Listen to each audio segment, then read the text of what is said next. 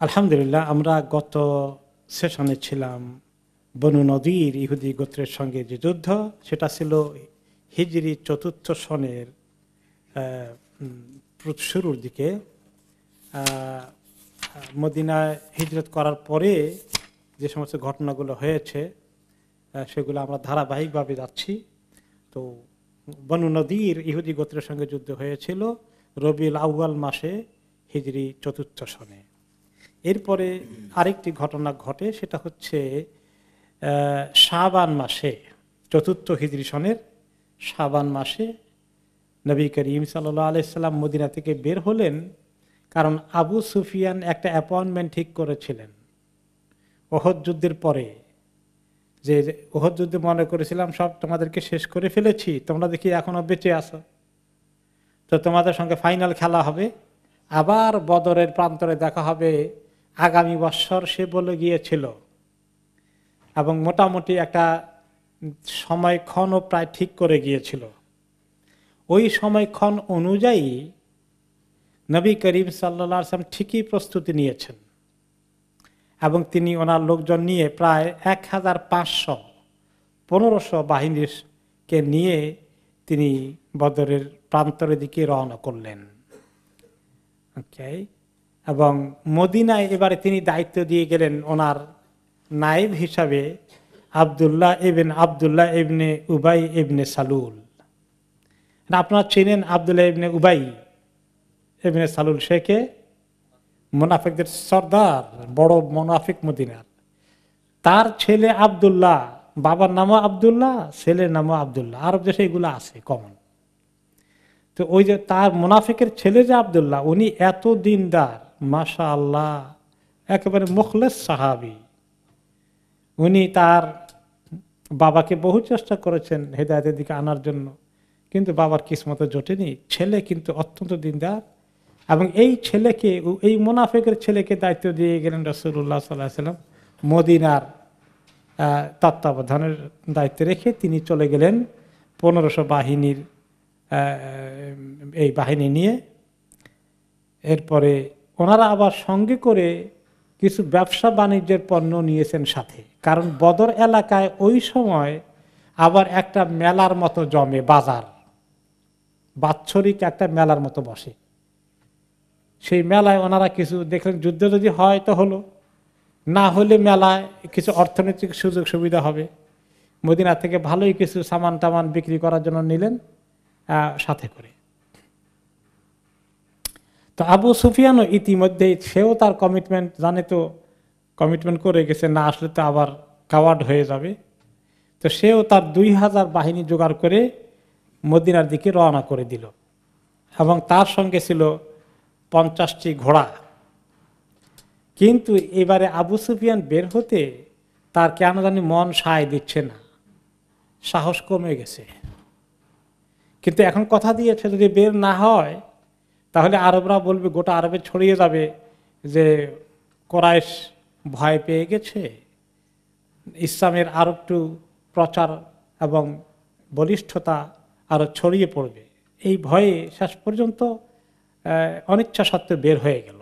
আসলো, আস্তে আস্তে মাররুদ জাহরান নামে যে এলাকায় পৌঁছলো, বা ওসফান এলাকার কাছাকাছি, এখানে এসে আসলো তো ঠিকই, কিন্তু আস্তে আস্তে তার মনের মধ্যে ভয় আরো বেশি করে ঢুকছে।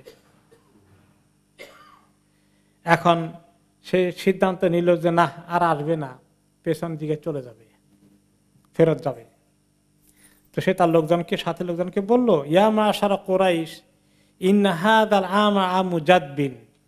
শোনো কুরাইশের লোকজন, তোমরা তো আসছো, আমরা তো বের হয়ে এসেছি, কিন্তু এই বছরটা সুবিধার বছর না, এবার একটু অভাব অনটন, খরা চতুর্দিকে চলছে, আমার মনে হয় আমাদের প্রস্তুতি যথেষ্ট হয়নি। ওয়ালা ইসলাহুকুম ইল্লা আমা খেসবুন, আমার মনে হয় এই বছর ঠিক হবে না, আগামী বছর যদি খুব ভালো ফসল টসল হয়, বৃষ্টি টিষ্টি হওয়ার পরে, অর্থনৈতিক অবস্থা আরো একটু জোরদার হয়ে গেলে, অস্ত্র শস্ত্র আর একটু ভালো করে কিনে আমরা এক কাজ করি, পরে আসি, এই বছর আমার মনে হয় আমরা আর আগাই না। আর সে তাদের লিডার, কমান্ডার। এখন কমান্ডার যদি ভয় পেয়ে যায়, বাকিরা আর কদ্দু সাহস করবে, তখন তারা ফেরত চলে গেল, মক্কার দিকে রওনা হয়ে গেল। এদিকে আবু সুফিয়ান নুআইম ইবনে মাসউদ আল আশজাই নামে এক লোককে ধরল, যে এখন তার তো বদনামি হয়ে যাচ্ছে, মুহাম্মদের লোকেরা যদি এদিকে চলে আসে আর আমরা পালাই চলে গেলাম মক্কার দিকে ফেরত, এটারে কিভাবে একটা ম্যানেজ করা যায়, সিচুয়েশনটা মিডিয়ার মধ্যে প্রচার প্রপাগান্ডায় একটু অন্যরকম কিছু করা যায় কি না। সে তাকে বলল, ইন্নী কাদ ওয়াআদতু মুহাম্মাদান ওয়া আসহাবাহু আন নালতাকিয়া বিবাদার। এই নুআইম বিন মাসউদ আশজাই সে কুরাইশ বংশের লোক না, সে আরেকজন অন্য কবিলার একজন নিউট্রাল নিরপেক্ষ একজন লোক, মুসলমানও না আবার কাফেরদের পক্ষও না। তো বলল যে, তাকে ধরলো যে শোনো, আমি তো মুহাম্মদ এবং তার সঙ্গী সাথীকে কথা দিয়েছি যে আবার বদরে দেখা হবে এই বছর, সে টাইমে চলে আসছে, কিন্তু আমরা বেরো হয়ে গেছিলাম, এখন দেখছি যে এইবার বোধহয় সুবিধা হবে না, আমাদের প্রস্তুতি কমপ্লিট হয় নাই, এবার অভাব অনটন দুর্ভিক্ষ একটু হয়েছে, আগামী বছর বৃষ্টি বেশি হলে আমরা যাই। তো এখন কিন্তু আমার ভয় হচ্ছে, আমরা তো না যাওয়ার সিদ্ধান্ত নিচ্ছি, মুহাম্মদ যদি তার বাহিনী নিয়ে চলে আসে তাহলে এটা আমাদের জন্য একটি বড় পরাজয় হয়ে যাবে, এটা আমরা কিছুটা কাপুরুষতার পরিচয় দেব, এটা কিভাবে ব্যালেন্স করা যায়। তুমি একটা কাজ করো, আমি তোমাকে 20টি উটের পুরস্কার দেব, তুমি আমার পক্ষ থেকে মুহাম্মদকে ওখানে গিয়ে, আমার পক্ষ থেকে না তোমার পক্ষ থেকে বলো, এই যে তাদেরকে যে আবু সুফিয়ান এবং তারা যে বিশাল বাহিনী তৈরি করছে, খামাকা আপনি গিয়া এবারে কুলাইতে পারবে না, যুদ্ধ যাওয়া ক্ষান্ত করে দেন। এরকম করে তাকে নিরুৎসাহিত যদি করতে পারো, তোমার আমি 20টি উটের গিফট দেব, ওকে হাদিয়া দেব। তো সে আসলো, এসে মদিনায় এসে দেখে যে রাসূলুল্লাহ সাল্লাল্লাহু আলাইহি ওয়াসাল্লাম তো মোটামুটি প্রায় প্রস্তুতি নিয়ে ফেলছেন, সাহাবীরা রেডি। তো সে বলে যে আপনারা কোথায় যাচ্ছেন, কি সময় আছে, যে বদরে যাব, আবু সুফিয়ানের সঙ্গে কথাবার্তা আছে। সে ওনাদেরকে বোঝানোর চেষ্টা করলো লাইসা হাদা বিরাইন, মদিনার লোকদেরকে বলে, কিছু প্রভাবশালী লিডারকে, রাসূলুল্লাহ সাল্লাল্লাহু আলাইহি ওয়াসাল্লামের কাছে যায়নি, ওই কিছু আর খুচরা লিডারের কাছে গিয়েছে। বলে না না না, লাইসা হাদা বিরাই, তোমাদের এই সিদ্ধান্তটা ঠিক হলো না মনে হয়। আলাম ইয়াখরুজ মুহাম্মাদুন ফি নাফসিহি, মুহাম্মদ তো বাইরে ছিল ওহদের যুদ্ধে তোমাদেরকে নিয়ে। আলাম ইয়াকতুল আসহাবাহু, তোমাদের সাথীদের 70 জনকে কতল করাইলো না। ওকে, তো এরকম গিয়া তোমরা আর কত ক্ষতিগ্রস্ত হবা, 70 জন ভালো ভালো লোক হারালা তোমরা কতবার ওহদের মধ্যে। আর আবু সুফিয়ান তো সাংঘাতিক প্রস্তুতি নিয়ে যেভাবে আসছে, এইটার মোকাবিলা করা তোমাদের জন্য ভেরি টাফ হয়ে যাবে।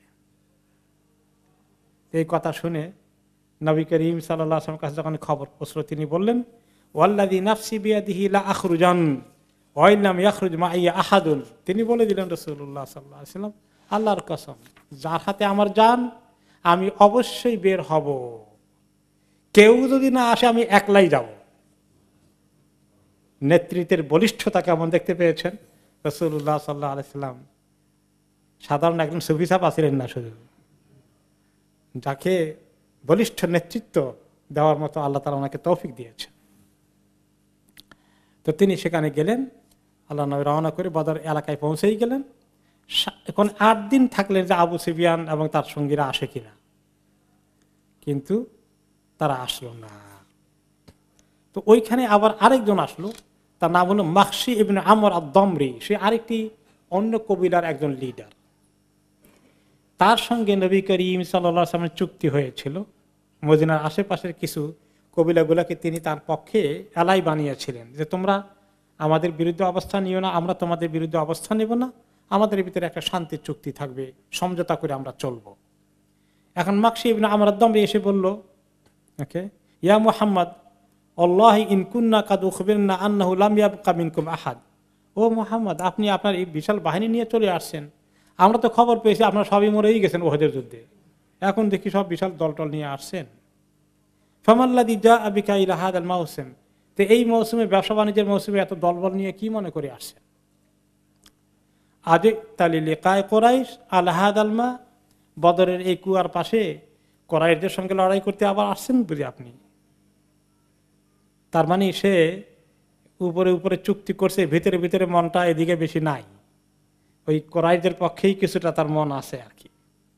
তো নবী করিম সাল্লাল্লাহু আলাইহি ওয়াসাল্লাম তাকে দাঁত ভাঙ্গা জবাব দিলেন, বলেন নাম ইয়া আখা বানি দামরা, জি বনি দামরা, তুমি কি জানতে চাও? আমরা যেটা তুমি বলছো সেটার উদ্দেশ্যেই আসছি, কোরাইশদের সঙ্গে লড়াই করতে আমরা এসেছি। ওয়া ইন শি'তা যালিকা রাদাদনা ইলাইকা মা কানা বাইনানা বাইনাক, তো তুমি যদি আমাদের সঙ্গে থাকতে না চাও, যে চুক্তি করেছিলাম আমাদের সঙ্গে সমঝোতা চুক্তি, আমাদের পক্ষেই তুমি থাকবা, তাহলে যদি না থাকো, চুক্তি তুমি ছুঁড়ে ফেলতে চাও, চুক্তি ক্যান্সেল করতে চাও, করো, আমাদের কোনো অসুবিধা নাই।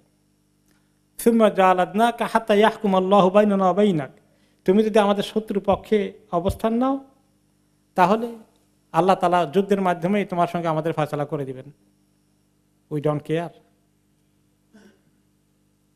এখন সে ভয় পেয়ে গেছে, বলল লা ওয়াল্লাহি ইয়া মুহাম্মদ লা মা লানা বিযালিকা মিনকা মিন হাজা, না মুহাম্মদ, আপনার সঙ্গে খামাখা যুদ্ধ করতে যাবো কেন, আমাদের চুক্তি ঠিকই আছে, থাক। আর বেশি আগাতে পারলো না। তো এখন 8 দিন ওখানে থাকলেন, এদিকে মেলাও বসছে, বাজারও জমছে, আরবের বিভিন্ন কবিলা থেকে লোকজন আসছে, ভালোই বাজার টাজার জমছে। তো সাহাবীরা ভালোই বাজার টাজার করে যা নিয়েছেন, বিক্রি টিক্রি করে ভালোই লাভ টাভ করছেন মাশাআল্লাহ। কিন্তু 8 দিন পরে দেখা গেল যে আবু সুফিয়ানের বাহিনী চলে গেছে, ওনারা খবর পেলেন, তারা আগায়নি। ওকে, তখন এই উপলক্ষে আব্বাস রাদিয়াল্লাহু আনহু, যিনি নবী করিম সাল্লাল্লাহু আলাইহি ওয়াসাল্লামের চাচা, তিনি বলেছিলেন আর কি, আবু সুফিয়ান বলেছিল নবী করিম সাল্লাল্লাহু আলাইহি ওয়াসাল্লামকে, মাউইদুকুম মাউসিমু বাদর হাইথু কাতালতুম আসহাবানা, যে তোমাদের সঙ্গে আমাদের দেখা হবে আগামী বছর বদরে, যেখানে তোমরা আমাদের অনেক লিডারদেরকে কতল করেছিলে, সেইখানেই তোমাদেরকে আমরা কতল করে বাকিগুলোকে শেষ করে দেব। তো এই কথা বলে আবু সুফিয়ান গেল, ফাআমাল জাবান ফারাজা, ভীরু কাপুরুষ আবু সুফিয়ান প্রস্থান করে চলে গেল, পেছনের দিকে চলে গেল। ওয়াম্মা সুজা ফাআখাযা উহবাতাল কিতাল ওয়াত তিজারা, কিন্তু যে বীর পুরুষ মুহাম্মদ, তিনি যুদ্ধ করতেও আসলেন, যুদ্ধ না হলেও ব্যবসা করে মাশাআল্লাহ ভালো ইনকাম করে চলে গেলেন। ফালাম ইয়াজিদু বি আহাদান ওয়া তাসাওয়াকু, দুশমনকে পাওয়া গেল না, ক্ষতিগ্রস্ত হন নাই, বরং বিজনেসের ভালো একটা মুনাফা লাভ করে ওনারা মদিনার দিকে ফেরত গেলেন। তো এই দ্বিতীয় বদরের এখানে শেষ হয়ে গেল। নবী করিম সাল্লাল্লাহু আলাইহি সাল্লাম যখন মদিনায় আসলেন ফেরত, এবং ভালোই অর্থনৈতিকভাবে ওনারা চমৎকার একটা ইনকামের ব্যবস্থা করে চলে আসলেন। উনি যখন মদিনার দিকে আসছিলেন, এই সময় মা'বাদ ইবনে আবি মা'বাদ আল খুজাই নামে কোরাইশের এক লোক ওই এলাকায় তার ব্যবসা বাণিজ্য কাজে আসছিল। সে দ্রুত গতিতে মক্কায় গিয়ে খবর দিল যে তোমরা কি করলা, মুহাম্মদ এসে তোমাদেরকে পরাজিত করে গেল বিনা যুদ্ধেই, তোমরা তো পরাজিত হয়ে গেলা, মুহাম্মদ তো তার আরব দেশে এখন সুনাম ছড়িয়ে পড়বে। এতে করে এখন নৈতিকভাবে এবং মিডিয়া কেন্দ্রিক জনগণের কাছে ইসলামের বিজয়, ওহদ যুদ্ধে সামান্য কিছু ক্ষতিগ্রস্ত হয়ে গেছিল, 70 জন সাহাবী হারিয়ে, সেই মর্যাদা পুনরুদ্ধার হয়ে গেল, এবং আরব দেশে আবার প্রমাণ হয়ে গেল যে ইসলামের বিজয়কে ঠেকানো যাবে না। এবং কোরাইশদের মধ্যে একটু ভীতির সঞ্চার হয়ে গেল, আশেপাশে যারা আরো দুষ্টমি করছিল তারাও এবারে অনেকটা স্ট্রং মেসেজ পেয়ে গেল। এরপরে ওনারা মদিনায় চলে আসেন আলহামদুলিল্লাহ। তারপরে এই 4র্থ বৎসরে আরেকটি ঘটনা হয়ে গেল, এটা হলো শাওয়াল মাসে নবী করিম সাল্লাল্লাহু আলাইহি ওয়াসাল্লাম উম্মে সালামা রাদিয়াল্লাহু আনহাকে নিকাহ করেন। উম্মে সালামা রাদিয়াল্লাহু আনহা তিনি হচ্ছেন বিনতু হিন্দ বিনতু আবি উমাইয়া ইবনুল মুগীরা আল মাখজুমিয়া। ওনার স্বামী আবু সালামা রাদিয়াল্লাহু আনহু, যিনি এক যুদ্ধে, ওহদের যুদ্ধে আহত হয়েছিলেন, তারপরে ওনার ইন্তেকাল হয়ে যায়। এরপরে ওই সময় উনি যখন বিবাহিত ছিলেন, ওনার 4 সন্তান হয়েছিল, সালামা, ওমর, জাইনাব এবং দুররা নামে 4 জন সন্তান ছিল। কিন্তু ওনার ইদ্যত পার হওয়ার পরে নবী করিম সাল্লাল্লাহু আলাইহি ওয়াসাল্লাম ওনাকে বিবাহের প্রস্তাব পাঠালেন। নিজের জন্য। আপনারা জানেন যে নবী করিম সাল্লাল্লাহু আলাইহি ওয়াসাল্লামের নিকাহগুলো এগুলো সবগুলো আল্লাহ তাআলার ইঙ্গিতে ঘটে এবং এর মধ্যে অনেক মাসলাহাত ছিল। আমরা বিভিন্ন ঘটনা ওনার বিবাহ উপলক্ষে এগুলো কিছুটা শুনবো। তো উম্মে সালামা রাদিয়াল্লাহু আনহা একজন বিদুষী মহিলা ছিলেন, খুবই জ্ঞানী মহিলা ছিলেন এবং ওনার ইন্তেকালের সময় ইন্তেকাল যখন ওনার স্বামী যখন ইন্তেকাল হয় তখন তিনি এসেছিলেন দেখার জন্য। এসে দেখলেন যে আবু সালামার ইন্তেকাল হয়ে গেছে। তিনি তখন বললেন যে নিজের হাতে আবু সালামার চোখ দুটোকে তিনি এভাবে ঢেকে দিলেন, হাত দিয়ে নাকটাকে সোজা করে দিলেন, মুখটাকে বন্ধ করে দিলেন।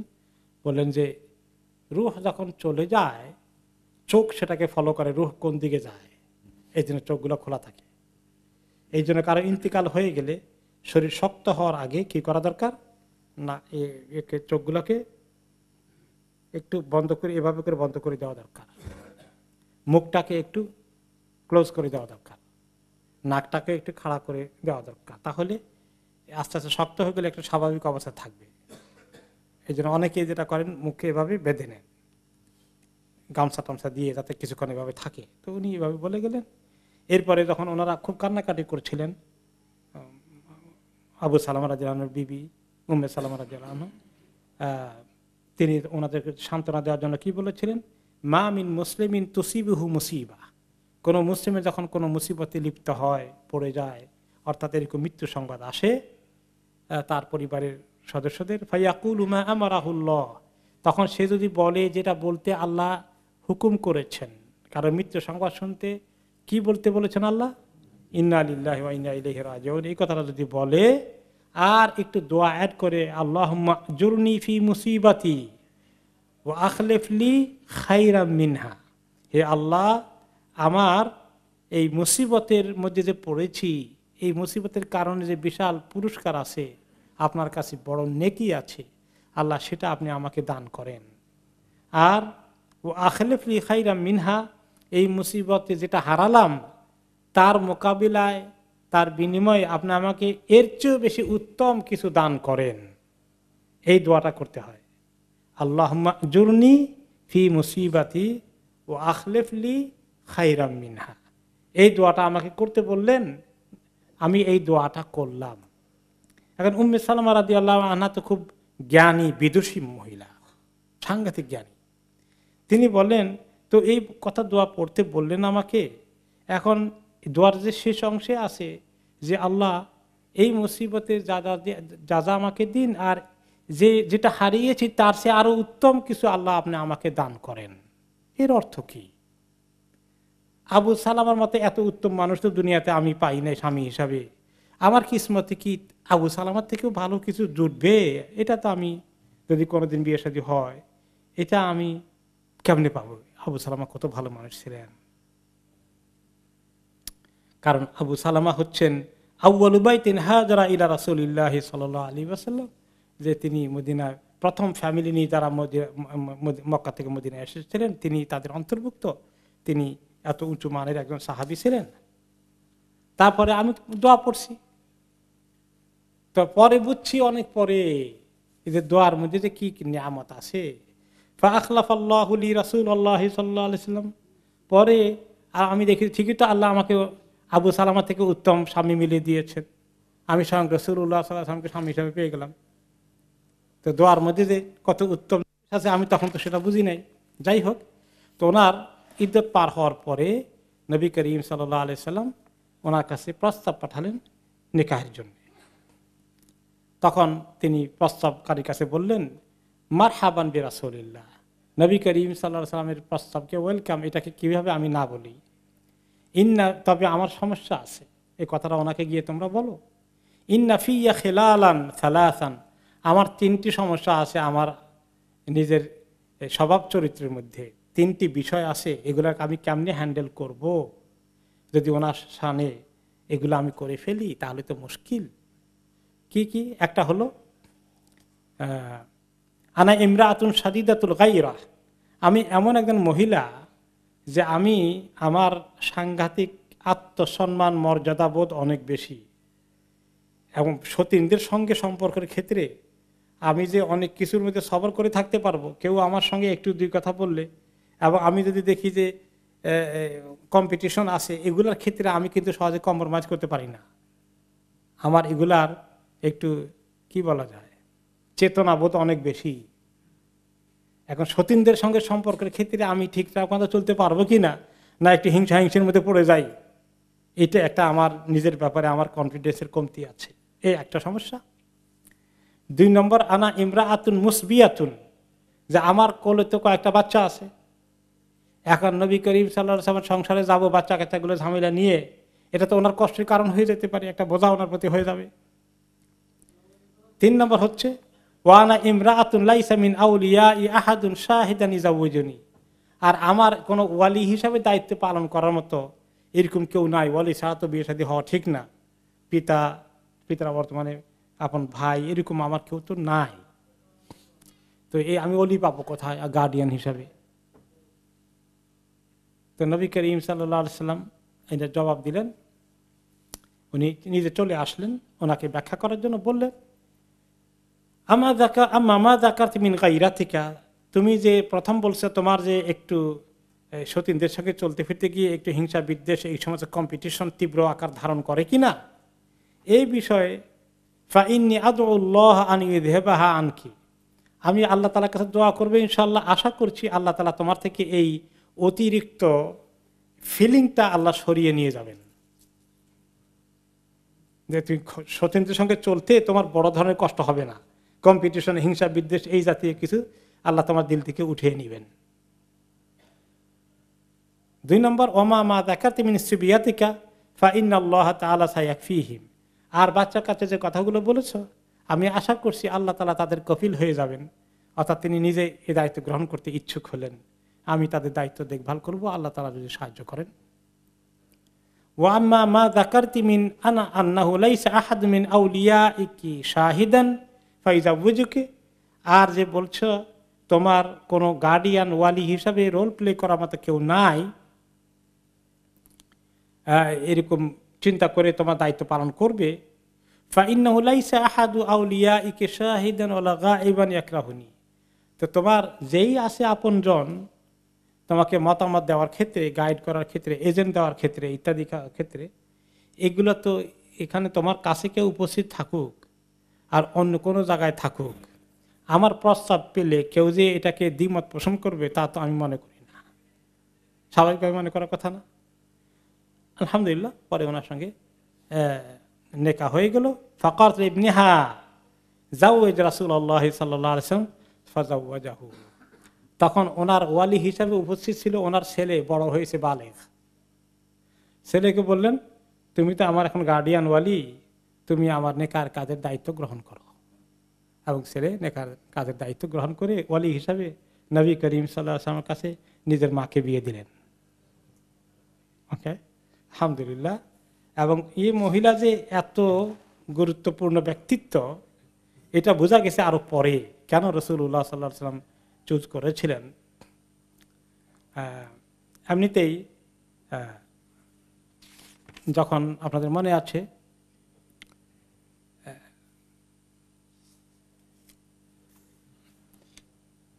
হুদায়বিয়ার সন্ধির সময়, হুদায়বিয়ার সন্ধি আমরা পড়বো ইনশাআল্লাহ, ওই সময় যখন ওনারা উমরা করতে আসছিলেন রাস্তার মধ্যে আটকাই দিল, মক্কা লোকেরা বলছে যে অ্যালাউ করবো না, তোমরা শান্তিপূর্ণভাবে উমরা করাও অ্যালাউ করবো না, বাধা দেব। তখন আলাপ আলোচনা করে তিনি যুদ্ধ এড়ানোর জন্য একটি শান্তি চুক্তি করলেন যে ঠিক আছে এবার আমরা উমরা করতে যাব না, ফেরত চলে যাব, চুক্তি হলো আগামী বছর আমরা উমরা করতে আসবো, তোমরা অ্যালাউ করবা। তো তিনি পরে সাহাবাদিকে নিয়ে ফেরত আসছিলেন, কিন্তু সাহাবিরা খুব কষ্ট পেয়েছেন, বিরাট একটা দল নিয়ে যাচ্ছিলেন, আত্মরক্ষার জন্য মোটামুটি অস্ত্র শস্ত্র কিছু পাশে আছে, ওনারা বলছেন আমরা যুদ্ধ করব, কেন আমাদেরকে উমরা করতে দেবে না? কিন্তু তিনি বললেন না, সবাই ইহরাম খোলো, আমরা এখান থেকে মদিনায় ফেরত চলে যাব, এই বছর উমরা করা হবে না। সাহাবীদের মানতে অনেক কষ্ট হয়েছে, কেউ ইহরামের কাপড় খোলে না। এই প্রথম পাওয়া গেল যে রাসূলুল্লাহ সাল্লাল্লাহু আলাইহি ওয়াসাল্লামের কথা সঙ্গে সঙ্গে আমল করছেন না সাহাবীরা, এত মনে কষ্ট জজবা, বললো যে আমরা এত অপমানিত কেন হব, আমরা তো আল্লাহ তাআলা আমাদেরকে যুদ্ধে বিজয় দিয়েছে, খন্দকের যুদ্ধে তার আগে বিজয় হয়েছে, এর আগে বদরে বিজয় হয়েছে, ওহদে একটুখানি ক্ষতি হয়েছে, কিন্তু আমরা তো আপার হ্যান্ডে আছি। এখন ওদের কাছে নাকে দর্শকত গিয়ে আমরা সন্ধি করব কেন? আমরা কি কাপুরুষ হয়ে গেছে নাকি? আমরা লড়াই করলে ওরা টিকতে পারবে না, তারপরে কেন আমরা বিজয় মানে পরাজিত হওয়ার মতো সন্ধি চুক্তি করব? কিন্তু আল্লাহ তাআলা জানেন যে এরপরেই মক্কা বিজয়ের রাস্তা খুলে যাবে। হ্যাঁ, তো আল্লাহ তাআলার ইঙ্গিত আছে। তো রাসূলুল্লাহ সাল্লাল্লাহু আলাইহি ওয়াসাল্লাম সন্ধি চুক্তি করছেন, সাহাবীরা মানছেন না। তো ওনার সঙ্গে ওনার বিবি ছিলেন উম্মে সালামা রাদিয়াল্লাহু আনহা, খুব বুদ্ধিমতী মহিলা। বলে যে কি করি, আমার উম্মত তো কোনোদিন এরকম করে নাই আমার সাথে, এখন দেখি একটাও ইহরামের কাপড় খোলে না, আমি কি করতে পারি? কয় ইয়া রাসূল এদিকে আসেন, আমি আপনার মাথার চুল কেটে দেই। ওই যে ইহরাম খুলতে হলে চুল কাটতে হবে, চুল কেটে দেই, আর আপনি মাথা শেভ করা মাথা নিয়ে সামনে চলে যান, আপনাকে দেখলে সবাই আর দেরি করবে না। তো ঠিকই উনি চুল কেটে দিলেন রাসূলুল্লাহ সাল্লাল্লাহু আলাইহি ওয়াসাল্লামের। আর যেই সাহাবীরা দেখলো যে নবী করিম সাল্লাল্লাহু আলাইহি ওয়াসাল্লাম চুল কেটে ফেলেছেন, তো আর দেরি করা যাবে না। সবাই করলো হায়রে, খেয়াল করলো এতক্ষণ, ইয়া আল্লাহ ওনার কথা আমরা শুনি নাই এতক্ষণ, এখন জলদি করে তারা চুল কাটতেছে, কাটতে কাটতে এত তাড়াতাড়ি কাটতেছে, মাথায় কাটি ফেলে কিনা, এভাবে আমল করা শুরু করে দিল। এই বুদ্ধিটা কে দিয়েছিলেন? উম্মে সালামা রাদিয়াল্লাহু আনহা। তো তিনি যখন নবী করিম সাল্লাল্লাহু আলাইহি ওয়াসাল্লাম ঘরে বিবি হিসেবে আসলেন, ওকে ওকে তো আয়েশা রাদিয়াল্লাহু আনহা ওনার নিকার খবর পায় মনে বেশি সুবিধা লাগে নাই ওনার। উনি তো আমার থেকে কয়েক ডিগ্রি উপরে যায় কিনা আল্লাহই জানে, ওনার ভিতরে ভিতরে একটু এরকম একটা ভাব হয়ে গেল। তো উনি বলেন, নিজে বলতেছেন আয়েশা রাদিয়াল্লাহু আনহা, পরে আর কি, ওনার মহিলারা তো আবেগপ্রবণ হন, যদি উনি অনেক জ্ঞানী, আমাদের মা কত শানওয়ালা, স্টিল সতীনদের সঙ্গে সম্পর্কের ক্ষেত্রে তো কষ্ট তো আছেই মনের মধ্যে কিছু। তো উনি বলেন, যখন আমি শুনলাম যে তিনি উম্মে সালামাকে নিকাহ করেছেন, আমি একটুখানি দুঃখিত হয়ে গেলাম, কারণ উনি অনেক সুন্দরী, আমার তুলনায় বেশি সুন্দরী। তারপর আমি দেখতে গেলাম শেষ পর্যন্ত, যে দেখি কেমন সুন্দরী। ও মা, গিয়ে দেখি যে যা মনে করছি তার সে কয়েক গুণ বেশি সুন্দরী, মিনাল হোসনি ওয়াল জামাল। তো এই সমস্ত ক্ষেত্রে আল্লাহ তাআলা ওনাকে যেমন রূপসী করেছিলেন, তেমন বুদ্ধিমতী করেছিলেন, মহীয়সী মহিলা ছিলেন। আয়েশা রাদিয়াল্লাহু আনহার কষ্ট কিন্তু যায় নাই, তিনি খুব মনের মধ্যে কষ্ট ফিল করতেছেন।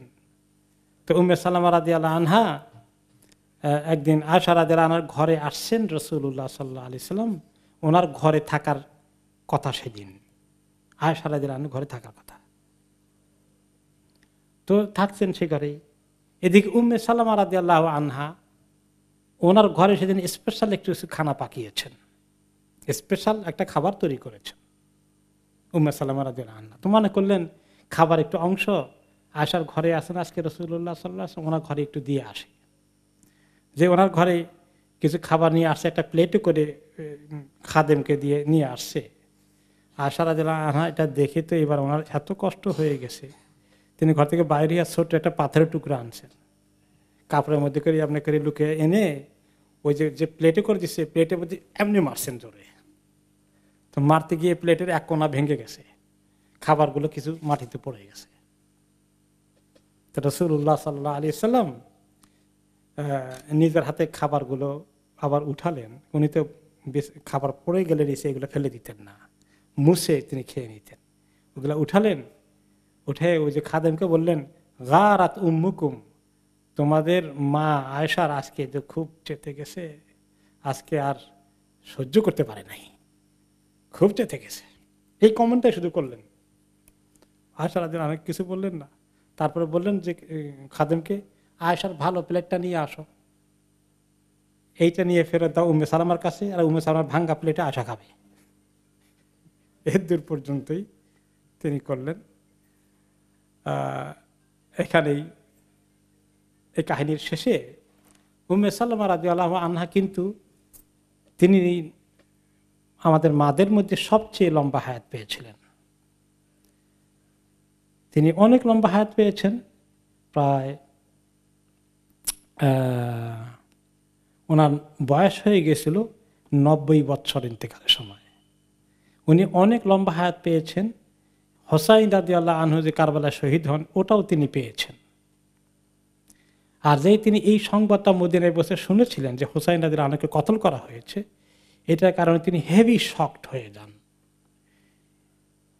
এটার শোকে তিনি আর জীবিত থাকতে পারেননি। অল্প কয়েকদিনের মধ্যে মারাত্মকভাবে অসুস্থ হয়ে পড়েন এবং ওনার ইন্তেকাল হয়ে যায়। তারপরে সনাত 3 তো ধরেন 61 হিজরিতে ওনার ইন্তেকাল হয়। 61 বা 62 হিজরিতে তখন ইয়াজিদ ইবনে মুআবিয়া ছিল ইয়াজিদ, তখন খলিফা হিসেবে আসেন এবং এই অবস্থায় ওনার ইন্তেকাল হয়ে যায়। তিনি হলেন আখেরি উম্মাহাতুল মুমিনিন, যার সর্বশেষ নবী সাল্লাল্লাহু আলাইহি ওয়াসাল্লাম সর্বশেষ স্ত্রী হিসেবে দুনিয়া থেকে তিনি বিদায় নেন। এইভাবে হিজরি 4th সন শেষ হয়ে গেল। এবার আসলো হিজরি 5ম সনে পদার্পণ করলেন নবী করিম সাল্লাল্লাহু আলাইহি ওয়াসাল্লাম মুসলিমগণ মদিনায়। 5ম সনের ঐতিহাসিক ঘটনাগুলো কি? হিজরি 5ম সনে রবিউল আউয়াল মাসে একটি অভিযানে ওনারা নামলেন। অভিযানটার নাম হলো গাজওয়াতু দুমাতিল জান্দাল। দুমাতিল জান্দাল নামে এই একটা এলাকা, এটা ছিল মদিনা থেকে সিরিয়া দামেস্কে দিয়ে যাওয়ার পথে। মদিনা থেকে প্রায় 15-16 দিন লাগে ওখানে পৌঁছতে, হেঁটে গেলে বা উঠে করে গেলে 15-16 দিনের দূরত্ব সেখানে। যার কারণ হচ্ছে তিনি খবর পেলেন যে ওই এলাকার বেদুইন কিছু কবিলা আছে, এরা বিভিন্নভাবে চেষ্টা করে ওই এলাকা দিয়ে মুসলমানদের, মদিনারও অনেকেই সিরিয়াতে ব্যবসা বাণিজ্য করতে যাওয়া আসা করেন। আবার ইসলামের কারণেও অনেকে মদিনায় আসেন, ইসলাম কবুল করে আবার চলে যান। এভাবে করে যে লোকগুলো আসে এরা সন্ত্রাসীর মতো এদের কাছ থেকে সব ছিনিয়ে নেয়, হাইজ্যাকার, হাইওয়ে রবারি করে। তো এই ডাকাতি করে লোকদের থেকে সব কেড়ে নিয়ে যায়। এদেরকে সাহায্য করার জন্য ওই কবিলার লোকগুলো একটু দুষ্ট প্রকৃতির, তিনি সেখান থেকে মদিনা থেকে রওনা করে দিলেন। এবারে তিনি মদিনাতে দিলেন দায়িত্ব সেবা ইবনে ওরফুতা আল গেফারি রাদিয়াল্লাহু আনহুকে। এবারে তিনি প্রায় 1000 খানিক সাহাবীদের বহর নিয়ে তিনি রওনা করে দিলেন। ওনারা রাতের বেলায় সফর করতেন, দিনের বেলায় কোনো এক জায়গায় লুকিয়ে থাকতেন যাতে ওর দুশমন কম টের না পায়। এবং সাথে করে মাজকুর নামে একজন গাইড নিয়েছিলেন, যে ওই এলাকার রাস্তাঘাট ভালো করে চিনে, তাদের বসবাসের জায়গাগুলো ভালো করে চেনে। এরপরে পশ্চিম পশ্চিম গোপনে ওনারা যখন চলে গেলেন, গিয়ে দেখলেন যে তাদের কিছু গরু ছাগল দেখা যায়, ওগুলোকে কিছু ওনারা ক্যাপচার করলেন, ছাগল টাগল কিছু। এই খবর যখন ওদের কাছে পৌঁছলো, কবিলাওয়ালাদের কাছে, তারা ওখান থেকে জলদি করে সব পালিয়ে গেল, যে এই বাহিনীর সঙ্গে টিকা যাবে না। কোথায় যে পালিয়ে গেল, ওদের এলাকায় বসত বাড়িতে গিয়ে দেখেন যে সব ফাঁকা। কয়েকদিন ওখানে তিনি থাকলেন এবং বিভিন্ন জায়গায় একটু পাঠালেন কয়েকজন সাহাবীকে ভাগ করে করে, এদের কোনো দেখা পাওয়া যায় কিনা, যে দেখাই পাওয়া যায় না, একদম সব ভাগছে। এরপরে বেশ কিছুদিন থেকে যখন দেখলেন যে তাদের কোনো আর ইয়ে নাই, তখন তিনি সেখান থেকে পরে আবার মদিনায় ফেরত চলে আসলেন। যুদ্ধ হলো না, কিন্তু অনেক গনিমতের মাল ওরা ফেলে গেছিল, ওগুলাকে ওনারা নিয়ে চলে আসলেন। তো এই যে যুদ্ধটা হলো বা অভিযানটা ছিল, এটা ছিল মদিনার থেকে শাম সিরিয়ার দিকে, সেটা মক্কার অপোজিটে। এতক্ষণ পর্যন্ত, এর আগ পর্যন্ত রাসূলুল্লাহ সাল্লাল্লাহু আলাইহি ওয়াসাল্লামের মদিনার খোঁজ খবর এগুলো মক্কা কেন্দ্রিক প্রচার প্রপাগান্ডা যেটাই হচ্ছে, ওই দিকে উনি ব্যাপক প্রচার প্রপাগান্ডার সুযোগ পাননি। যখন ওই দিকে অভিযানে গেলেন ওই এলাকায় সিরিয়ার দিকে, তখন বেশ প্রচার প্রপাগান্ডা একটা সুযোগ হয়ে গেল। ওনাদের বাহিনীর দিকে আশেপাশে কবিলাগুলো, তারা ইসলামের ব্যাপারে জানার সুযোগ হলো। ইসলাম যে একটা বড় শক্তি হিসাবে আবির্ভূত হয়েছে এটাও তারা দেখতে পেল। এভাবে করে ওইদিকে ইসলামের বেশ প্রচারের কাজ হয়ে গেল। 2 নম্বর হচ্ছে এই যে বেশ দূরের জার্নি, কিন্তু এটা বদর ওহদের তুলনায় জার্নিটা অনেক দূরে। এটা পরবর্তী পর্যায়ে অভিযানগুলোর জন্য, মক্কা অভিযান, তাবুকের অভিযান, এগুলোর জন্য কিন্তু একটা প্রস্তুতি হিসাবে সাহাবাদের ট্রেনিং হলো, যে দূরে যেতে হলে একটা বাহিনী নিয়ে কিভাবে যেতে হবে তার জন্য ওনাদের একটা রিহার্সেলের মতো হলো, বিনা যুদ্ধে হইলেও কিন্তু ট্রেনিং ওনাদের হয়ে গেল। এবার মদিনায় ফেরত আসলেন। এই ৫ম হিজরির সঙ্গে আরেকটি ঘটনা হচ্ছে, রজব মাসে মোজাইনা নামে আরেকটি কবিলার থেকে বেশ কিছু লোকজন আসলো, প্রায় 400 লোক আসলো, 400 অফ পিপল সেই কবিলা থেকে একসঙ্গে এসেছে ইসলাম কবুল করার জন্য। নোমান ইবনে মুকাররিন এবং কুররা ইবনে ইয়াস আর বেলাল ইবনে হারিস, এই 3 জনের নেতৃত্বে তারা লিডার ছিলেন। তাদের সঙ্গে 400 লোক আসলো, এসে তারা ইসলামকে জানার চেষ্টা করলো এবং নবী করিম সাল্লাল্লাহু আলাইহি সাল্লামের হাতে বায়াত করে তারা আলহামদুলিল্লাহ ইসলাম কবুল করে ফেললেন। এখন তারা বললেন যে আপনার সাহাবীরা যেভাবে মক্কা থেকে হিজরত করে এসেছে, আমরা কি আমাদের কবিলা থেকে হিজরত করে চলে আসতে হবে? তিনি বলেন, না, তোমাদের আসার দরকার নেই। আনতুম মুহাজিরুনা হাইসু কুনতুম, তোমরা এই যে নিয়ত করেছ এই কারণেই হিজরতের সওয়াব পেয়ে যাবা, তো তোমরা যেখানে আসো সেখানেই থাকো। ফারজাউ ইলা আমওয়ালিকুম, তোমাদের ধন সম্পত্তি, ছেলে মেয়ে, পরিবার পরিজন ওখানে থাকো এবং দরকার হলে সেখানে তোমরা দাওয়াতি কাজ করো, দ্বীনের প্রচার করো। তো ওনারা চলে গেলেন। এবং এই বিষয়ে এসেছে আরেকটি হাদিস, ওনাদের পক্ষ থেকে ওনাদের লিডার যিনি ছিলেন নোমান ইবনে মুকাররিন রাদিয়াল্লাহু আনহু বলেন, আমরা যখন 400 লোক এসেছিলাম মুজাইনা কবিলা থেকে, নবী করিম সাল্লাল্লাহু আলাইহি সাল্লাম আমাদের সঙ্গে কথাবার্তা বললেন। তো বলা শেষে আমরা চলে যাব, তখন আমাদের একজন বলে বসলেন, ইয়া রাসূলুল্লাহ মা লানা তাআমুন নাতাজাওয়াদুহু, আমাদের তো আসলে একটু অভাব অনটনও আছে, আর যাওয়ার সময় তো আমাদের রাস্তাও কঠিন, তো আমাদের খাবার দাবার কিন্তু সাথে কিছু নাই, আর আমাদের এলাকায় একটু বেশ অভাব অনটন আছে। মদিনা কিন্তু সে তুলনায় কিছুটা অভাব অনটন কম, কারণ যথেষ্ট খেজুর গাছ মদিনায় আছে, খেজুর বাগান আছে। তো খেজুর ওই দেশে ছিল প্রধান খাদ্য। তো নবী করিম সাল্লাল্লাহু আলাইহি ওয়াসাল্লাম ওমর রাদিয়াল্লাহু আনহুকে বললেন, জাওয়াদহুম, তাদেরকে ওমর বেশ কিছু খাবার টাবার, খেজুর টেজুর কি আছে ভালো করে দিয়ে দাও।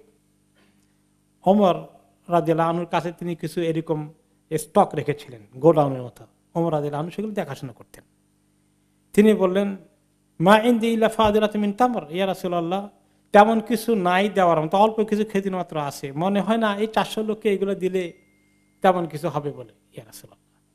তখন নবী করিম সাল্লাল্লাহু আলাইহি ওয়াসাল্লাম বললেন, ইনতালিক ফাজাউইদহুম, যে তুমি যাও আর কোথায় স্টকগুলো আছে তোমার কাছে যেগুলো ছিল এগুলো শেষ হয়ে থাকলে অমুক জায়গায় যাও, যেখানে বড় একটা আরো কোষাগার আছে ওখানে যাও। সেখানে গিয়ে নবী করিম সাল্লাল্লাহু আলাইহি ওয়াসাল্লাম নির্দেশে ওমর রাদিয়াল্লাহু আনহু গেলেন। ওখানে মাশাআল্লাহ বেশ বড় স্তূপ ছিল খেজুরের। তো তাদেরকে বলা হলো তোমাদের যা লাগে এখান থেকে নাও। তারা এমন নেওয়া নিল মাশাআল্লাহ, ওকে, যে ওমর রাদিয়াল্লাহু আনহু বলে যে আমি পেছনে আছি তাদেরকে নিতে বললাম, এমন নেওয়া নিল, দেখলাম যে আর কিছুই রাখে নাই, সাফ করে নিয়ে গেছে। ঠিক আছে, নিল। নবী করিম সাল্লাল্লাহু আলাইহি ওয়াসাল্লাম দিয়েছেন, ওমর রাদিয়াল্লাহু আনহু আর খাবেন কেমনি, ওকে। এরপরে নবী করিম সাল্লাল্লাহু আলাইহি ওয়াসাল্লাম তাদেরকে আরো কিছু এরিয়া ছিল যেগুলো মদিনার, ওনার মদিনা রাষ্ট্রের আন্ডারে কিছু, তাদের এলাকার কাছাকাছি কিছু সুন্দর কৃষিযোগ্য জমি ছিল, এগুলো তাদেরকে অনেকে দায়িত্ব দিয়ে দিলেন, তোমরা এগুলো থেকে যা ফসল টসল পায়, যেহেতু তোমাদের একটু অভাব অনটন বেশি, এগুলো তোমরা নিয়ে নাও, ওকে। এরপর তিনি একটা চুক্তির আকারে লিখে দিলেন যে কোনো সময় যেন তাদের হাত থেকে কেউ কেড়ে না নেয়। বিসমিল্লাহ আর রহমানির রহিম, হাদা মা আতা মুহাম্মাদুর রাসূলুল্লাহ সাল্লাল্লাহু আলাইহি ওয়াসাল্লাম বেলাল ইবনে হারিস আল মুজানি, ওকে। এরকম চুক্তি লিখিত আকারে দিলেন যাতে তারা সান্ত্বনা পায়, গ্যারান্টি পায় যে কেউ তাদের হাত থেকে কেড়ে নেবে না। এই মুজাইনা কবিরা লোকগুলো ভালো লোক ছিল, নবী করিম সাল্লাল্লাহু আলাইহি ওয়াসাল্লাম তাদের প্রশংসা করেছেন। একটি হাদিসে এসেছে, ওয়াল্লাযী নাফসু মুহাম্মাদিন বিয়াদিহি লা গিফারুন ওয়া আসলামু ওয়া মুজাইনা ওয়া মান কানা মিন জুহাইনা ওয়া মান কানা মিন মুজাইনা খায়রুন ইনদাল্লাহি ইয়াউমাল কিয়ামাতি মিন আসাদিন ওয়া তাইইন ওয়া গাতফান। তিনি বললেন যে গেফার কবিলার লোকজন, যে আবু যার আল গেফারি রাদিয়াল্লাহু আনহু, এই গেফার কবিলা, মোজাইনা কবিলা এবং জোহাইনা কবিলা, বিশেষ করে যারা মোজাইনা কবিলার, এরা কিয়ামতের দিন আল্লাহ তাআলার কাছে অনেক মর্যাদার অধিকারী হবে। তাদের মর্যাদা অনেক বেশি হবে কবিলা আসাদ থেকে, কবিলা তই এবং কবিলা গাতফান, এই সমস্ত লোকদের থেকে এদের শান আল্লাহর কাছে বেশি উঁচু হবে, কারণ তারা ইসলামকে খুব সহজেই কবুল করে ফেলেছিলেন। এরপরে আসলো এই হিজরি সনেই, কোন সন চলছে আমাদের তখন? পঞ্চম সনে। এইখানে নবী করিম সাল্লাল্লাহু আলাইহি ওয়াসাল্লামের সঙ্গে যায়েনব রাদিয়াল্লাহু আনহুর শাদী হবে। যায়েনব রাদিয়াল্লাহু তাআলা আনহা, যায়েনব বিনতে জাহশ রাদিয়াল্লাহু আনহা, তিনি হচ্ছেন নবী করিম সাল্লাল্লাহু আলাইহি ওয়াসাল্লামের ফুফাতো বোন। ওনার মা ছিলেন উমাইমা বিনতে আব্দুল মুত্তালিব, আব্দুল মুত্তালিবের মেয়ে। আব্দুল মুত্তালিবের মেয়ে উমাইমা, আর উমাইমার ভাই হচ্ছেন আব্দুল্লাহ। আব্দুল্লাহকে রাসূলুল্লাহ সাল্লাল্লাহু আলাইহি ওয়াসাল্লামের পিতা। তো এখন উমাইমা হচ্ছেন আব্দুল্লাহর ভাই, তাহলে উমাইমা নবী করিম সাল্লাল্লাহু আলাইহি ওয়াসাল্লামের ফুফাতো বোন। আর ফুফাতো বোনের কাহিনী হচ্ছে, তিনি অনেক আগেই ইসলাম কবুল করে ফেলেছিলেন। ওনার বংশের অনেকেই কবুল করার আগে মক্কা থাকতে, পরে তিনি হিজরত করেছেন। এবং ওনাকে বিবাহের প্রস্তাব দিয়েছিলেন তিনি যায়েদ রাদিয়াল্লাহু আনহুর সঙ্গে, যায়েদ ইবনে হারেসা। আর যায়েদ ইবনে হারেসা কে?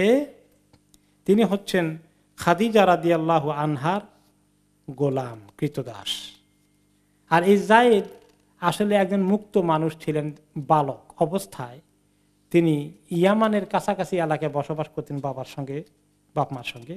ওনার মা নানার বাড়িতে বেড়াতে গিয়েছিল এই যায়েদকে কোলে করে নিয়ে। সেই নানার বাড়ির কবিলাকে আক্রমণ করেছে আরেকটি কবিলা, ওই জাহিলি জমানায়, নবী করিম সাল্লাল্লাহু আলাইহি ওয়াসাল্লামের নবুয়তের বহুত আগের ঘটনা। আক্রমণ করে তারা যায়েদকে হাইজ্যাক করে নিয়ে যায় এবং পরে কৃতদাস হিসাবে বিক্রি করে। আর তিনি ওনাকে খরিদ করে নিয়ে আসেন মার্কেট থেকে খাদিজা রাদিয়াল্লাহু আনহা, যায়েদ ইবনে হারেসাকে। পরে যায়েদ ইবনে হারেসা রাদিয়াল্লাহু আনহুকে মা খাদিজা ওনার স্বামীকে যায়েদকে ওনার খাদেম হিসাবে গিফট দেন।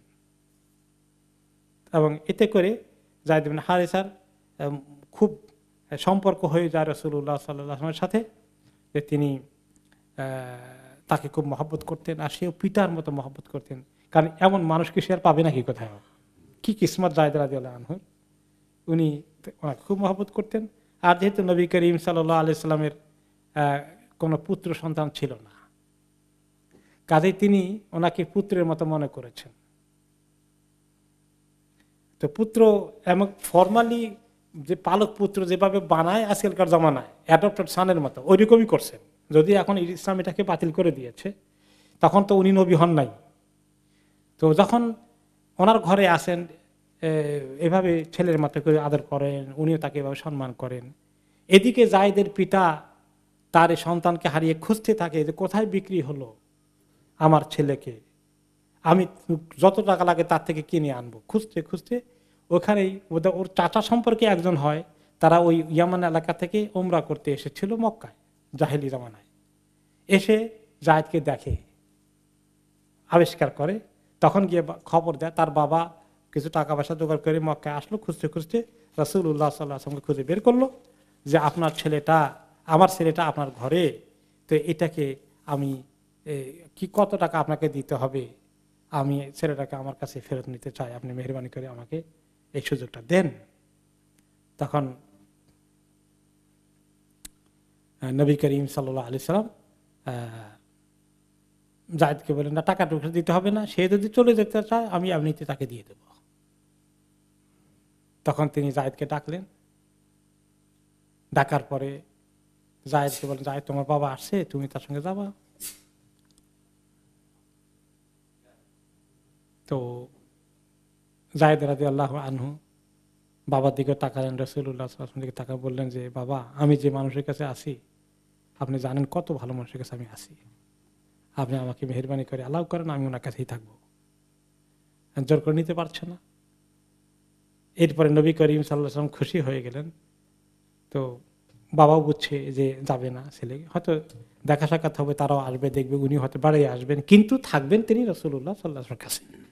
তো বাবা শেষ পর্যন্ত আর দ্বিমত পোষণ করেন নাই।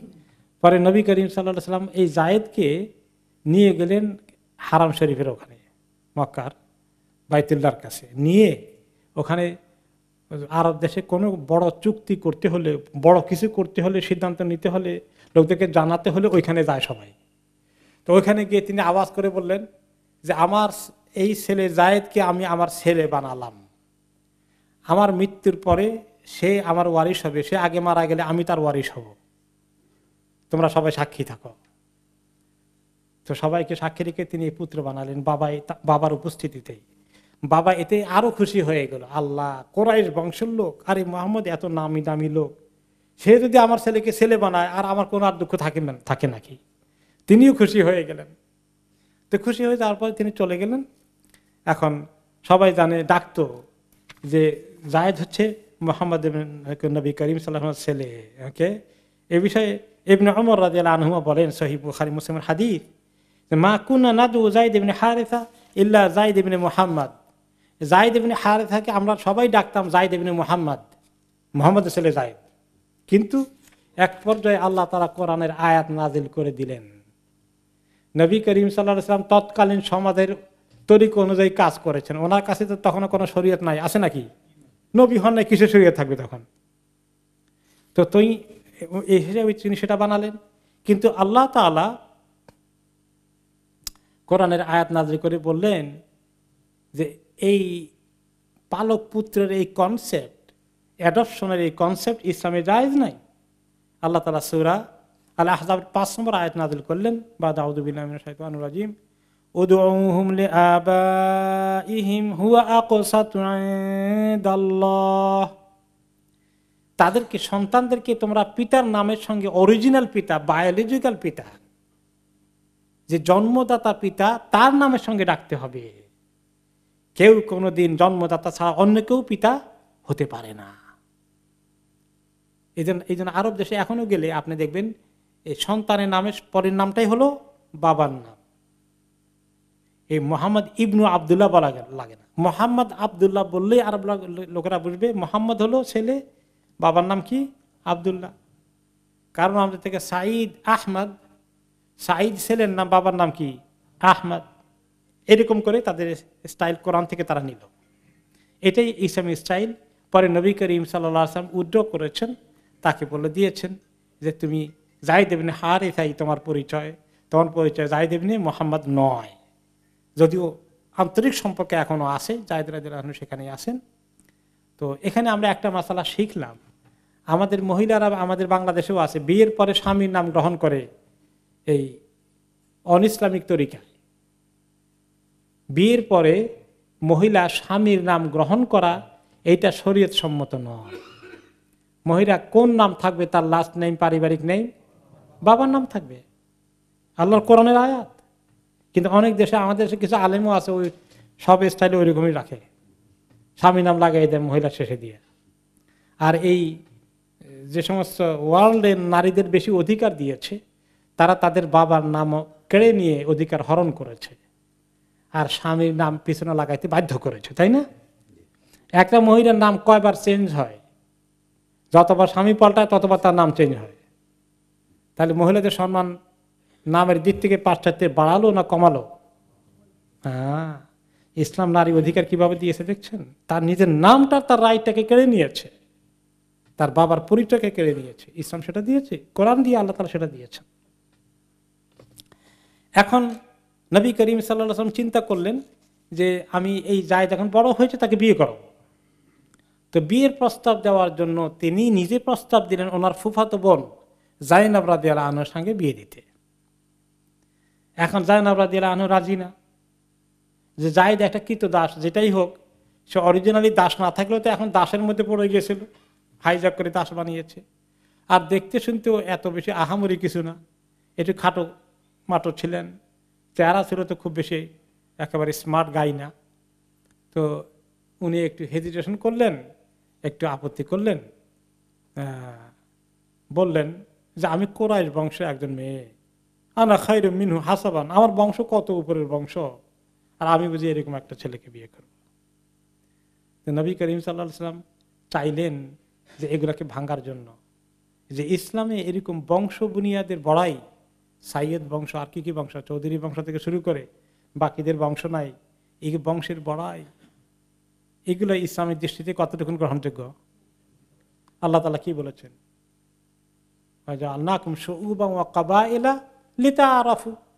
তোমাদেরকে আমি বিভিন্ন ধরনের জাতি, কবিলা, বংশ ইত্যাদির মাধ্যমে পরিচয়ের জন্য এরকম একটা ব্যবস্থা করেছি, পরিচয়। কিন্তু তোমাদের মধ্যে সম্মান বংশের মাধ্যমে হবে না। ইন্না আকরামাকুম ইনদাল্লাহি আতকাকুম, যার আল্লাহর কাছে তাকওয়া বেশি তার কাছে আল্লাহর সম্মান বেশি। আবার দুনিয়াতেও না, দুনিয়াতে যদি আপনি বলেন আমার তাকওয়া বেশি ওনার থেকে, এটা হবে নাকি? সেটা তাকওয়া কার বেশি আছে কে জানবে? সেটা আল্লাহর কাছে রেখে দাও। আমরা দুনিয়া সব বনি আদম হিসাবে সব সমান। হ্যাঁ, তো এই জিনিসটা দুনিয়ার মধ্যে মানুষ শিখুক। নবী করিম সাল্লাল্লাহু আলাইহি ওয়াসাল্লাম তার বংশের ভিতরেই দিয়ে এটা ভাঙতে চাইলেন, যে কুরাইশদের বংশের গৌরব, তবে কৃতদাস যদি সে ভালো মুসলিম হয় তাকে বিয়ে করা যাবে না, এই জাতীয় এগুলো যেন চলে যায়। তো তিনি দিলেন, কিন্তু যায়নাব রাদিয়াল্লাহু আনহা একটু রাজি হচ্ছেন না। আর ইতিমধ্যে আল্লাহ তাআলা ওহী নাযিল করে দিলেন কি, ওয়ামা কানা লিমুমিনিন ওয়ালা মুমিনাতিন ইযা কাদাল্লাহু ওয়া রাসূলুহু আমরান আন ইয়াকুনা লাহুমুল খিয়ারাতু মিন আমরিহিম ওয়া মান ইয়াসিল্লাহা ওয়া রাসূলাহু ফাকাদ দাল্লা দালালাম মুবিনা। সূরা আহজাবের 36 নম্বর আয়াতে আল্লাহ তাআলা বলছেন যে কোনো মুমিন পুরুষ বা মহিলার জন্য জায়েজ নাই যদি আল্লাহ এবং তার রাসূল কোনো ফয়সালা তাদেরকে করে দেয়, সিদ্ধান্ত দেয়, আন ইয়াকুনা লাহুমুল খিয়ারাতু মিন আমরিহিম, তাদের নিজস্ব আর কোনো মতামত আর কিছু থাকে না, আল্লাহ তার রাসূলের কথা শুনতে হয়। ওয়া মান ইয়াসিল্লাহা ওয়া রাসূলা, যে ব্যক্তি আল্লাহ এবং তার রাসূলের কথা মানতে অস্বীকার করে, ফাকাদ দাল্লা দালালাম মুবিনা, সে বড়ই গোমরাহিতে লিপ্ত হয়ে যাবে। এই আয়াত যখন নাজিল হয়ে গেল, যায়নাব রাদিয়াল্লাহু আনহার কাছে খবর গেল, তখন তিনি এই ভালো মুমিন, দিনদার, ইসলাম অনেক আগে কবুল করেছেন, বুঝলেন যে না, আমার তো আর এখন কোনো কথা বলা যাবে না।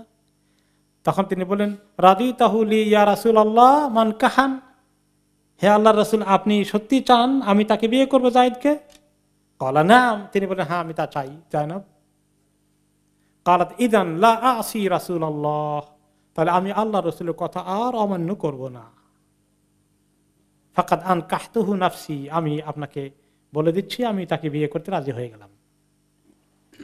এখন যায়নাব রাদিয়াল্লাহু আনহা যায়েদকে বিয়ে করলেন। এখানে আল্লাহর কিছু মানসা আছে, আল্লাহর ইচ্ছা আর একটু বাকি রয়ে গেছে কার্যকরী করানো। আর এদিকে যায়নাব রাদিয়াল্লাহু আনহার দিলের মধ্যে আল্লাহ কথা, আল্লাহ নবীর কথা শুনছেন, কিন্তু আসলে মন বসে নাই তেমন ভালো করে, ওনার ভালো লাগছে না, উনি ভিতরে ভিতরে কিছুটা অসন্তুষ্ট। এবং একজন স্বামীকে যেভাবে খোলা মনে অ্যাকসেপ্ট করার সেটা তিনি পারছেন না, কিছুটা ফাঁক থেকে যাচ্ছে।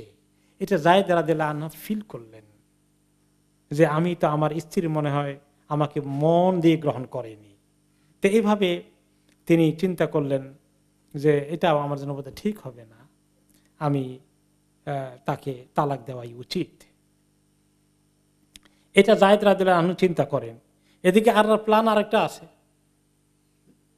যে পালক পুত্রকে পুত্র মনে করে সবকিছু, পালক পুত্র কোনোদিন পুত্র হবে না। এখন পালক পুত্রের এই যে আসল পুত্র নয়, এটা ভাঙতে হবে সমাজের ভুল ধারণা, যেটা এখনো আমাদের সমাজে আছে কিনা বলেন? পালক পুত্রকে একেবারেই পুত্র বলে, এইরকম পরিচয় দেয় এবং তার জন্য ওয়ারিশ হিসাবে সে হয়ে যায়। সে ওয়ারিশ হইতে পারবে না। যদি কেউ কোনো বাচ্চাকে পালা জায়েজ আছে, কিন্তু বড় হওয়ার পর তাকে বলতে হবে কি, যে তুমি, তোমার মা অমুক বাবা অমুক, আমি তোমাকে লালন পালন করেছি, এবং তাকে কিছু সম্পত্তি দিতে পারবেন উইল করে, ওসিয়ত করে দেওয়া জায়েজ আছে। হ্যাঁ, পর্দা মেনটেন করতে হবে, পরে তার ঘরে যত সন্তান যারা আছে তার স্ত্রীরও কিছুটা, এগুলো মেনটেন করতে হবে। তো এগুলো আল্লাহ ভাঙতে চান মুসলমানদেরকে, নবী করিম সাল্লাল্লাহু আলাইহি ওয়াসাল্লামকে দিয়ে এটা ভাঙাবেন আল্লাহ তাআলা। এখন এদিকে যায়েদ রাদিয়াল্লাহু আনহু বললেন, ইয়া রাসূলুল্লাহ, আমি তো ওর সঙ্গে আমার সংসার তেমন শান্তিতে যাচ্ছে না, আমি মনে করি আমি খামাকেই তাকে ঘরে ধরে রাখছি, তার কষ্ট হচ্ছে বোধ হয়, আমি তাকে তালাক দিয়ে দিই আপনি পারমিশন দিলে।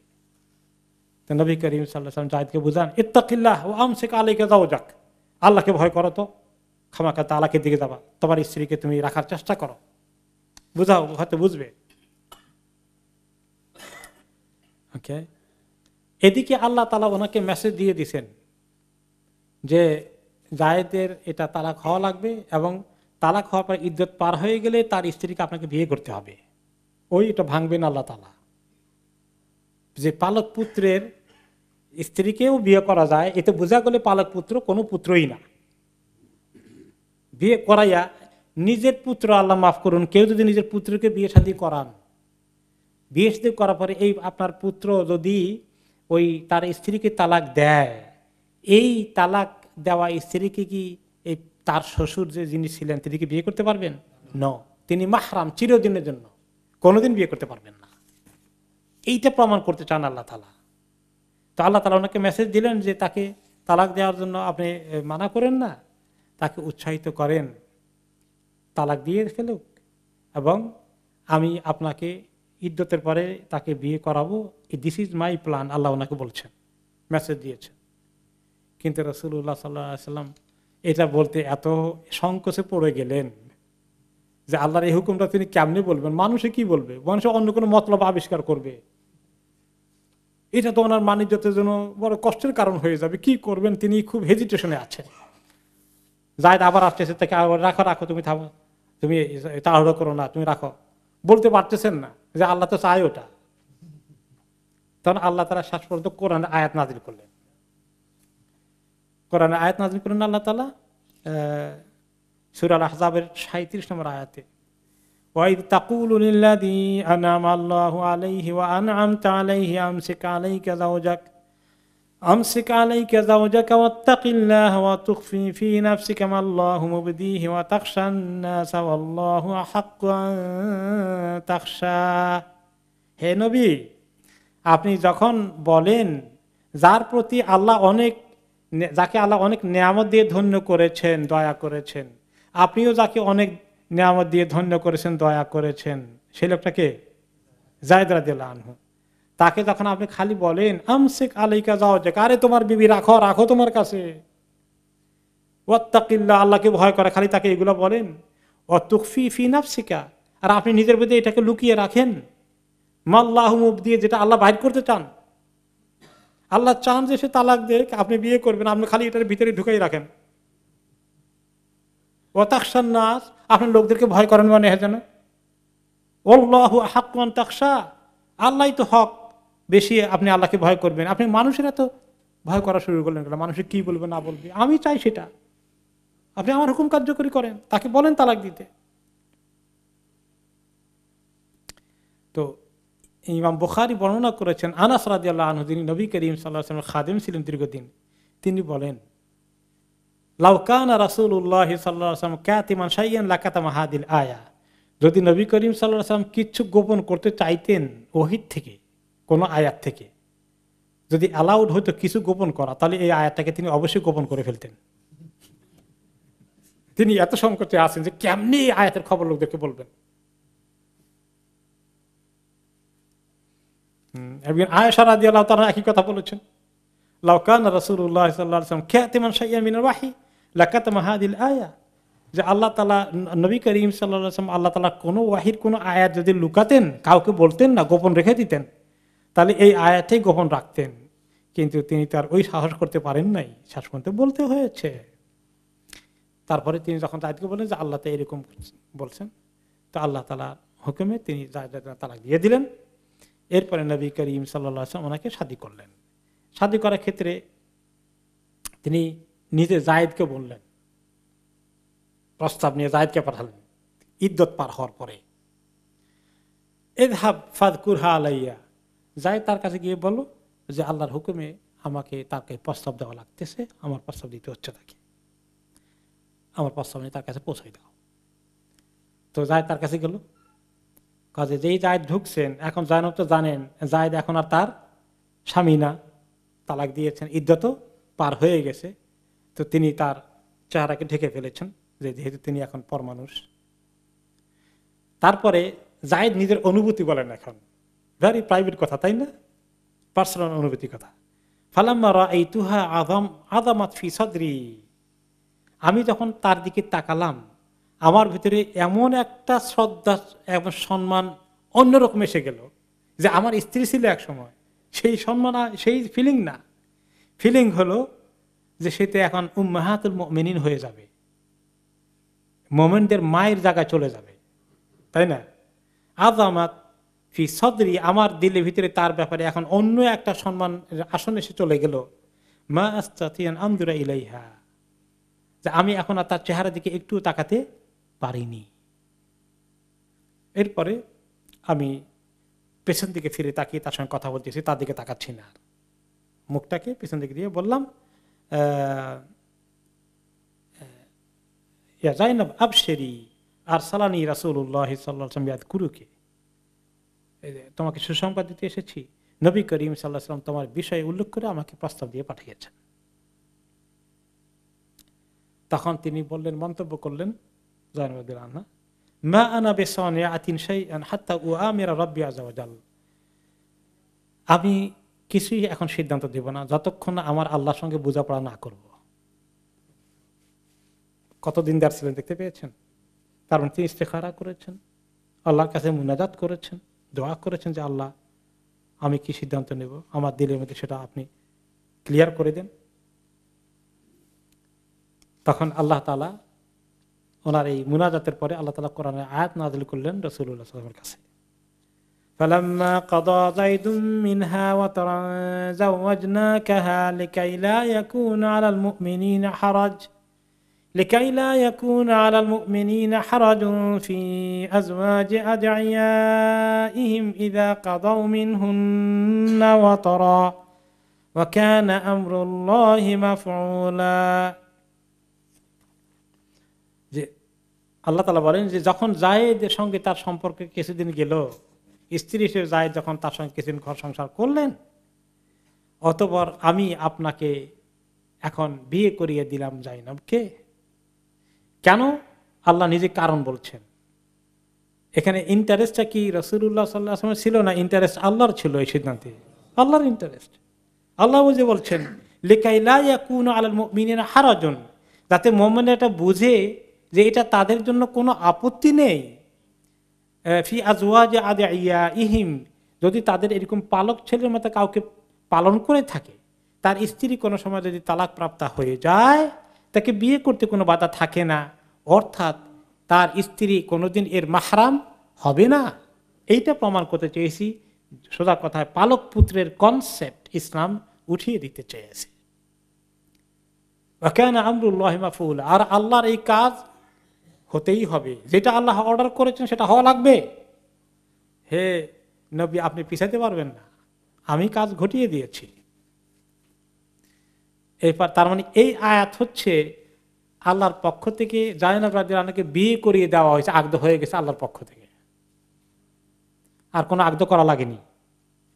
এই আয়াত আল্লাহর প্রতি ওনার আমরুল্লাহি মাফউলা, আল্লাহর হুকুম কার্যকরী করতে হবে।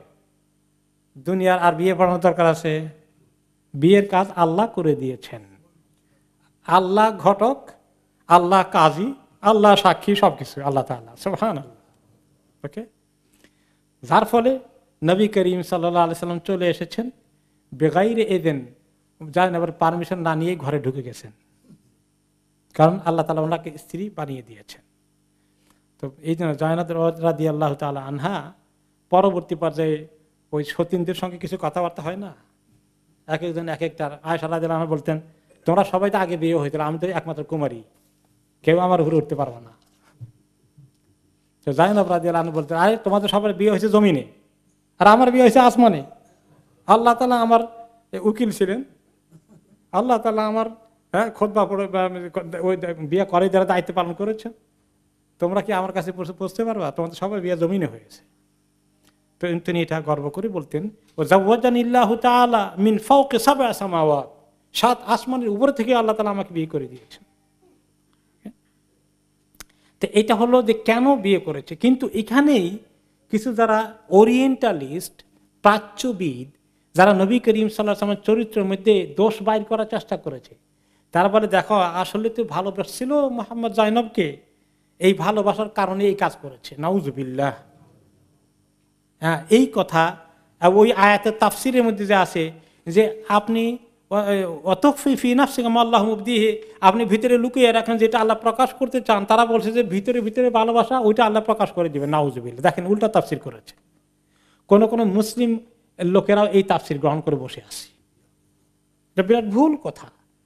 নবী করিম সাল্লাল্লাহু আলাইহি ওয়াসাল্লাম এত সংকোচের মধ্যে ছিলেন, তিনি এই ব্যাপারে বলতেই চান নাই, আর তারা ওনার উপরে এত বড় তহমত দিয়েছে। তো জাইনব রাদিয়াল্লাহু তাআলা আনহা যখন বিয়ে শাদী হয়ে যায়, তখন তিনি ওয়ালিমার আয়োজন করলেন। ওলিমার মধ্যে তিনি মোটামুটি একটা ভালো ওলিমার আয়োজন করেছেন। ওই সময় নবী করিম সাল্লাল্লাহু আলাইহি ওয়াসাল্লামের সাহাবীদের অবস্থা অর্থনৈতিকভাবে একটু ভালো হয়েছে, যেটা তিনি আগের বিবিদের ক্ষেত্রে পারেন নাই। মোটামুটি ভালোই রুটি আর গোশত ভালো করে পাকাইছেন, মোটামুটি পরিমাণ খারাপ না।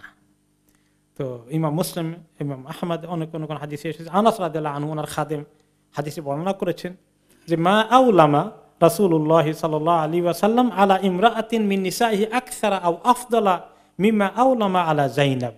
নবী করিম সাল্লাল্লাহু আলাইহি ওয়াসাল্লাম কোন বিবিদের ক্ষেত্রে এত চমৎকার সুন্দর একটু বড় ধরনের ওয়ালিমার আয়োজন কোন বিবির ক্ষেত্রে করেননি, যেটা তিনি জাইনব রাদিয়াল্লাহু আনহার ক্ষেত্রে করেছিলেন। ওকে, ফাশবা নাসা খুবজান ওয়া লাহমান, মানুষকে পেট ভরে রুটি আর গোশত খাওয়াইতে পারছেন। আরব দেশে কি সহজেই এত পেট ভরে খাওয়া যাইতো? এত রুটি আর গোশত ওই সময় ওনাদের কিছু হিসাব করেই খাওয়া লাগতো, বুঝলি, পেট ভরে খেয়েছে সবাই। আনাস রাদিয়াল্লাহু তাআলা আনহু বলেন আরেকটি হাদিসে যে নবী করিম সাল্লাল্লাহু আলাইহি ওয়াসাল্লাম যখন জাইনব রাদিয়াল্লাহু আনহার সঙ্গে গোশত রুটি দিয়ে খাওয়ালেন, তো ঘরের মধ্যে বিরাট শামিয়ানা দিয়ে বিশাল প্যাভিলিয়ন এরকম তো ব্যবস্থা নাই, কোথায় বসাবেন খাওয়াবেন? তো নবী করিম সাল্লাল্লাহু আলাইহি ওয়াসাল্লাম আমাকে পাঠাতেন, যাও এখন এক গ্রুপ লোকজনকে নিয়ে আসো। তা আমি গিয়া নিয়ে আসতাম এক গ্রুপকে, ঘরে যতজনে জায়গা হয় খেত। ওনারা আরেক গ্রুপকে নিয়ে আসতাম, ওনারা খেতেন। ওনারা চলে গেলে আরেক গ্রুপকে নিয়ে আসতাম। এরকম ডাকতে ডাকতে আমি মদিনার আশেপাশে, মদিনার ভিতরে রাস্তাঘাটে বাড়ি ঘরে আর কোনো মানুষকে পাই নাই, যতজনকে পাইছি সবাইকে দাওয়াত দিয়েছি, সবাইকে খাওয়ানো সম্ভব হয়েছে। এই জাইনব রাদিয়াল্লাহু আনহা বিয়ের উপলক্ষেই একটি কোরআনে বিশেষ আয়াত নাজিল হয়ে যায়। এই হিজরি ৫ম সন পর্যন্ত, ওনার বিয়ের আগ পর্যন্ত সাহাবীদের মধ্যে নবী করিম সাল্লাল্লাহু আলাইহি ওয়াসাল্লামের বিবিদের মধ্যে দেখা সাক্ষাৎ দেওয়ার ক্ষেত্রে কোনো পর্দা ছিল না। শালীন পোশাক পরে ওনার বিবিরা বাইরের মেহমান আসলে ওনাদের সঙ্গে বসতেন, খাবার আনতেন। আর ওনাদের নিয়ম ছিল মেহমান আসলে সবাই মিলে এক প্লেটে খাওয়া, ফ্যামিলি সাইজ বিগ প্লেট, যেটা আরব দেশে কিছু কিছু এখনো জিয়াফতে গেলে পাওয়া যায়, এত বড় বড় প্লেট, একের প্লেটে ৫-৭ জন ১০ জন খেতে পারে। তো এরকম করে খাইতেন এবং ওনার বিবিরাও খেতে বসতেন। তো এইগুলো দেখে ওমর রাদিয়াল্লাহু আনহুর কাছে কেমন লাগলো, ইয়া আল্লাহ, মজা যখন বেদুইনটা দিন আসে খাইতে বসে, হাতাহাতি করে, দেখা যায় যে কোন গেস্টের হাত নবী করিম সাল্লাল্লাহু আলাইহি ওয়াসাল্লাম করে বিবির হাতে লেগে গেল। ওমর রাদিয়াল্লাহু আনহুর কাছে, ইয়া আল্লাহ, জলদি করে পর্দার আয়াত নাজিল করেন। আল্লাহ নবীর এইভাবে কোন লোক আসে, কোন কোন কোন বেদুইনটা দিন সবার সঙ্গে দেখা সাক্ষাৎ, এটা কেমন? সেই উপলক্ষে আল্লাহ তাআলা পরবর্তী পর্যায়ে কিভাবে হেজাবের আয়াত, পর্দার আয়াত নাজিল করলেন, সেটা আমরা আগামী সপ্তাহে শুনবো ইনশাআল্লাহ। বারাকাল্লাহু ফিকুম, সুবহানাকাল্লাহুম্মা ওয়া বিহামদিকা, আশহাদু আল্লা ইলাহা ইল্লা আনতা, আস্তাগফিরুকা ওয়া আতুবু ইলাইক।